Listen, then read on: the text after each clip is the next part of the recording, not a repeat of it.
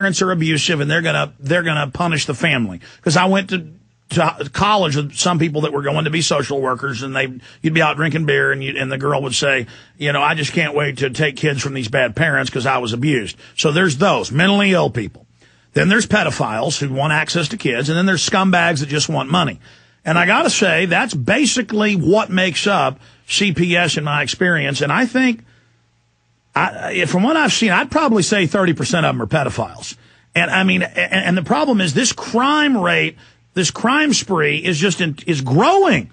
Yes, it is. So can you comment on that? And where is this going? How do we stop them? Well, I would say that there are definitely pedophiles in the system. There's no question about that, because we know where there's children, there are pedophiles. They're in schools and they're in churches and they're everywhere where they can get their hands on children. So we know that that's true. And it's got to be brought to an end. It's got to be completely exposed for what it is. And in my opinion, it needs to completely be dissolved. I don't see any good left in child protective services.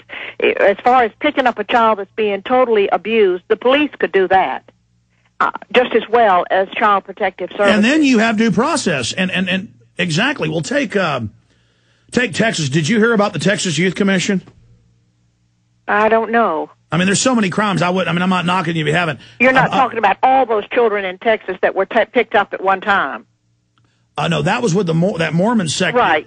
Did you hear about how the child jails and the child facilities had organized pornographic rings and like big rape parties for the children, and the state police found out about it and then weren't allowed to stop it, and now they forced the director out because he did the right thing?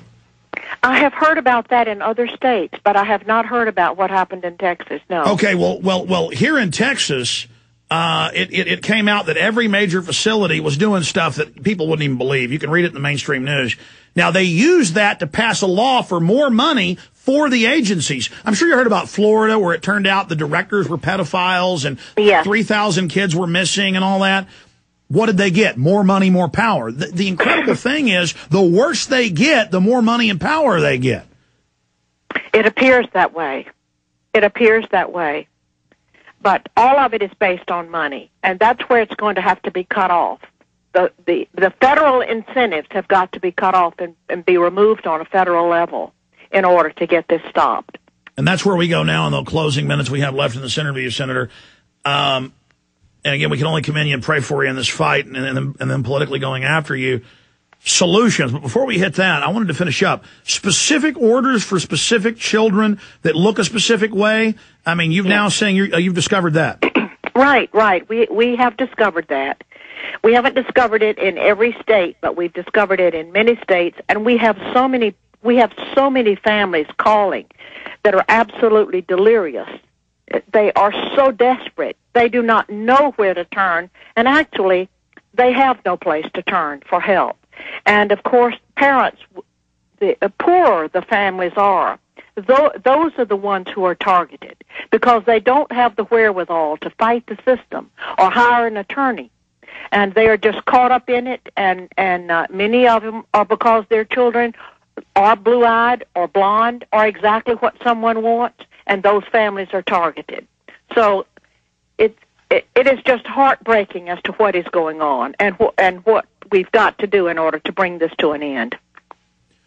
Have you ever heard about what the former head FBI agent in Southern California discovered about the CPS, even in the 80s? They had public auctions, closed auctions in Las Vegas with the kids on the block. These people. Well, man. we have some states now that put the children on the internet, and you can just go through their pictures and choose the one you want. See how pure evil's just right out in the open now, like it's no big deal. And then there are some children that even if you might like to, if a really good person who is really trying to help a child will choose that child, oftentimes then they refuse to let these parents have the child. So if your motives are pure as the driven snow, and you're trying to really help get a child out of that system and give them a new life, oftentimes they won't let the child go. No, they want client houses where they warehouse the kids, a lot of times locked up, and they've ruled, they can legally lock them up and stuff in these little cages. They only want client foster parents that want to run the money in and put them on drugs because that's shared with the local CPS. Right. It is one of the most corrupt situations that we could ever have in this country. And well, what we need is to take the country back, have mass trials, and hang about 10,000 of these people high, because this rivals the Nazis. By the way, the Nazis had CPS. That's how they started grabbing people's kids. The year Hitler was elected in 1933, he was a eugenicist. We'll be right back with the Senator. Stay with us. Final segment. LeSeedBank.com. Okay, Senator, what are solutions to fight these demons? I mean, we just get the public educated, what we're doing now, about their rights, get bigger organizations together to fight them, Congress, state laws, because we always push to get state laws to stop them, and they always take it over and get more power out of us trying to lobby to reform. How do we beat pure evil? Very, very strong bill that I introduced to correct it here in the state of Georgia, and of course that bill was defeated. I also had several parents lined up to come down and do a video, and the video was defeated. And then, of course, I lost my Senate seat. So there's a huge battle over this, and many states don't want to let that money go that they've gotten used to. And one thing we haven't mentioned that I'd like to bring out is how huge the bureaucracy is. It is made up of caseworkers and social workers and attorneys and guardian ad litem and judges and psychiatrists and psychologists, and it goes on and on. The bureaucracy is huge, made up of people who look to the children in Child Protective Services for their job security. And none of these people want to let this be brought to an end. In fact, this is where they get their paycheck. And it's not being brought to an end. It's radically expanding. Absolutely it is, and they're expanding with it. And we can see the children that are already being sent into mental health facilities. I had a mother that 2 children were put in mental health facilities, and of course that brings in Medicaid, and these 2 children were on 16 drugs a day. Good Lord. So it is corrupt to its absolute core, and we must stand against it. We must keep talking about it. And families that are listening to us today that are caught up in this, they need to continue to fight the system. Okay, Senator, I got to stop you. We got 45 seconds. What about websites, or how do folks get a copy of your bill to get it passed in their state? I got to have you back for more solutions, but contact info, groups you recommend.